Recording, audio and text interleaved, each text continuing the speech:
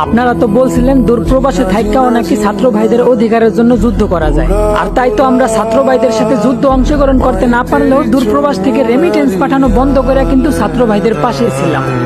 রাজপথে ভাই বোনদের রক্ত দেখা সহ্য করতে না পাইরা 12-13 ঘন্টা ডিউটি করে আইসাও এই দূরপ্রবাসে আন্দোলন করলাম। আন্দোলন করার অপরাধে কিছু প্রবাসীরে কারাবন্দীও হইতে হইল। অথচ বিজয় উল্লাসে ছাত্র ভাইরা তাদের সব থেকে খারাপ সময় পাশে থাকা সেই প্রবাসীদেরকে ভুলে গেল। আমরা তো দূরপ্রবাসে এইটা বললে আন্দোলন করছিলাম যে আমার ছাত্র ভাইদের অধিকারটুকু ফিরিয়ে দেওয়া হোক, দেশ থেকে কোটা সংস্কার করা হোক, আমার ভাই বোনদের শরীর থেকে রক্ত ঝরানো বন্ধ করা হোক। কিন্তু বিজয়ের পর কোনো ছাত্র ভাইদের মুখে তো এটা শুনলাম না যে আমার যেই প্রবাসী ভাইদেরকে কারাবন্দী করা হয়েছে তাদেরকে খুব শীঘ্রই কারামুক্ত করা হোক। তাদের মুখে এটা শুনলাম না যে আমার প্রবাসী ভাইদেরকে তাদের ন্যায্য অধিকারটুকু ফিরিয়ে দেওয়া হোক।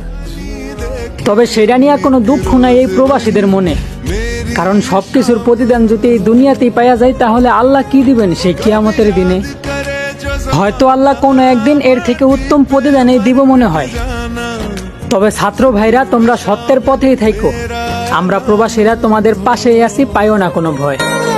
ও দেশ মেরে तेरी शान पे सदके कोई धन है।